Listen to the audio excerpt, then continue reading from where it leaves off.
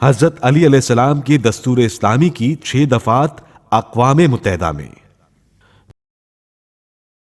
دنیا کے لیے حیرت انگیز امر یہ ہے کہ اسلامی حکومت کا ایک عظیم الشان جنرل علی علیہ السلام زمانہ رسول صلی اللہ علیہ وآلہ وسلم میں خون ریز جنگوں میں مشغول رہا۔ رحلت رسول صلی اللہ علیہ وآلہ وسلم کے بعد 25 سال مدینہ میں رہ کر صرف اسلامی نظریات کی حفاظت کرتا رہا، اور پھر دنیاوی خلافت میں بھی آرام کا سانس لینے کی نوبت نہ پا سکا۔ کس طرح سب سے پہلے اسلامی دستور کو تحریری شکل دیتا ہے، اور وہ بھی تنہا مالک اشتر کو خط لکھ کر، جو 17 دفعات پر مشتمل ہے۔ انیتا رائے نے اپنی کتاب میں اقوام متحدہ کے پلیٹ فارم پر جو عرب ہیومن رپورٹ 2002 برائے ریاست ہائے عرب پیش کی گئی تھی، اس کے دستور کا ذکر کیا ہے کہ اس میں حضرت علی علیہ السلام کے دستور سے 6 دفعات اخذ کیے گئے ہیں، جو اچھی حکومت چلانے کے لیے لاجواب ہیں۔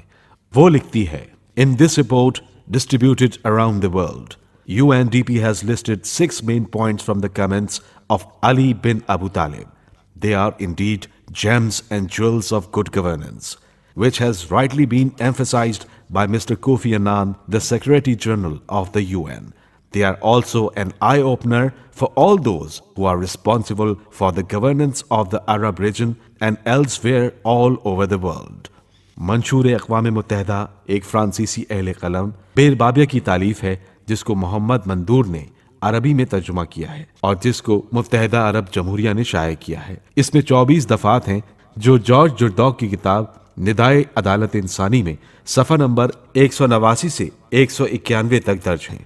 حضرت علی علیہ السلام نے مالک اشتر کو جو خط لکھا تھا، جس میں 17 دفعات ہیں، انیتا نے لکھا ہے کہ ان میں سے 6 دفعات اقوام متحدہ کے منشور میں ہیں، جبکہ جارج جرداق صفحہ 188 پر تحریر کرتے ہیں کہ ہم اجمال و اختصار کے ساتھ کہتے ہیں کہ مفہوم کے اعتبار سے امام کے دستور اور حقوق انسانی کے بارے میں منشور اقوام متحدہ کے درمیان کوئی فرق نہیں ہے، اور اگر کوئی فروعی اور ظاہری فرق نظر بھی آئے تو وہ اصطلاحات زمانہ میں تغیر واقع ہو جانے کی وجہ سے مجبوراً ہے، نہ کہ دنیاوی اور اصولی حیثیت سے۔ اس منشور میں کوئی شق ایسی نہیں ہے جس کی نظیر علی علیہ السلام کے دستور میں نہ پائی جاتی ہو، بلکہ آپ علیہ السلام کے دستور میں اس سے بہتر اور بالا تر چیزیں موجود ہیں۔